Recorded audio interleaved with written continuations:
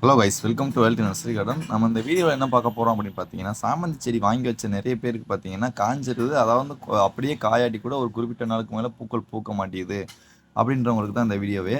First பார்த்தீங்கன்னா நம்மகிட்ட நர்சரியில இருந்தோ இல்லை இப்போ ஆன்லைனில் இருந்தோ நம்ம சாமந்தி செடி வாங்கி நடவு செஞ்சு வச்சுருப்போம். அது பார்த்தீங்கன்னா ஒரு சில பேருக்கு வச்ச உடனே காய ஆரம்பிச்சிடும். அதெல்லாம் என்ன காரணம் அப்படின்னு பார்த்தீங்கன்னா, நம்ம அந்த சாமந்தி செடி நடவு செய்யும்போது முடிஞ்ச அளவுக்கு கோகோ பிட்டு, அதாவது ஈரப்பதத்தை மெயின்டைன் பண்ணுற மாதிரி ஏதாவது ஒரு மண் நம்ம சேர்த்துக்கிறணும்.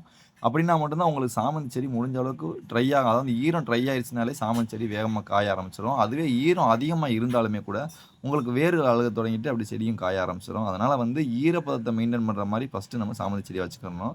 நெக்ஸ்ட்டு பார்த்தீங்கன்னா, சாமந்தி செடிக்கு முடிஞ்ச அளவுக்கு சன்லைட் அதிகம் படுற மாதிரி இடத்துல வைக்காம மீடியமான அதாவது மீடியமாக சன்லைட் படுற மாதிரி இடத்துல வச்சுக்கோங்க. அப்படி வச்சிங்கன்னா மட்டும்தான் உங்களுக்கு சாமந்தி செடி வளர ஆரம்பிக்கும். ஏன்னா சாமந்தி செடி முடிஞ்ச அளவுக்கு கூலிங்கான ஏரியாவில் வளரக்கூடியது. அதாவது இப்போ நம்ம நாட்டு சாமந்தின்னு பார்த்தீங்கன்னா, அது நமக்கு எல்லா மண்ணுக்குமே செட் ஆகும். இப்போ ஹைபிரிட் சாமந்தின்றதுனால கொஞ்சம் நிழல் படுற மாதிரி இடத்துல வச்சுக்கிட்டிங்கன்னா, அதாவது கூலிங்கை மெயின்டைன் பண்ணுற மாதிரி இடத்துல நீங்கள் வச்சிங்கனாலே போதும். உங்களுக்கு சாமந்தி செடி வேகமாக வளர ஆரம்பிச்சிடும்.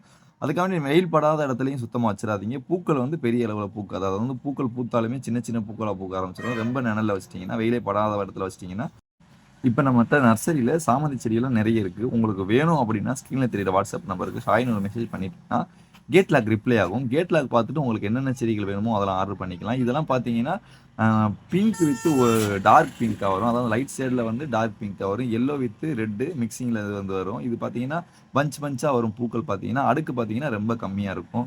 நெக்ஸ்ட் பார்க்குறது பார்த்தீங்கன்னா மெரூன் தான். இதெல்லாம் பார்த்தீங்கன்னா அடுக்கு அதிகமாக இருக்கும். நல்லா பஞ்சாக பூக்கும்.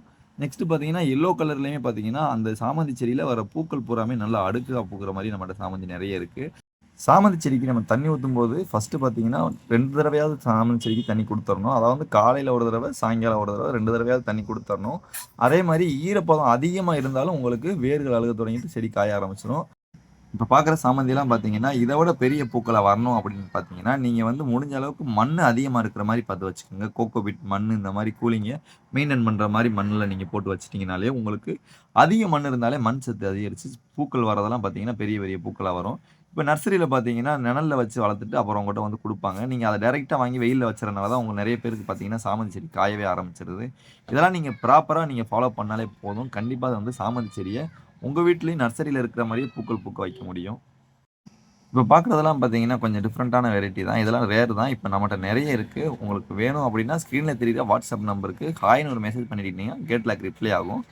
கேட் லாக்லேயே உங்களுக்கு ஒரு சில செடிகள் இல்லாத செடிகளை நீங்கள் ஸ்க்ரீன்ஷாட் போட்டு சென்ட் பண்ணி வாங்கிக்கிடலாம். நெக்ஸ்ட்டு பார்த்தீங்கன்னா நம்ம இதை எந்த கொரியரில் கொடுக்குறோம்னு பார்த்தீங்கன்னா எம்எஸ்எஸ் கொரியர்லையும் ப்ரொஃபஷனல் கொரியர்லையும் கொடுக்குறோம். உங்களுக்கு எது பெட்டராக இருக்கோ அதை நீங்கள் சூஸ் பண்ணி ஆர்டர் பண்ணிக்கலாம். எம்எஸ்எஸ்ல போய் எடுக்கிற மாதிரி தான் இருக்கும். ப்ரொஃபஷனலில் வீட்டுக்கே, அதாவது ஹோம் டெலிவரியாக கொடுத்துருவாங்க. உங்களுக்கு எதில் வேணாலும் நீங்கள் ஆர்டர் பண்ணிக்கோங்க. நெக்ஸ்ட்டு பார்த்தீங்கன்னா நம்மகிட்ட வாங்குற எல்லாருக்குமே சாமந்தி செடி, ரோஜா செடி, பிளான்ட் எது வாங்கினாலும் ஒரு ரோஜா செடி ரூ. 500 வாங்கினாலே ஃப்ரீயாக கொடுத்துருவோம்.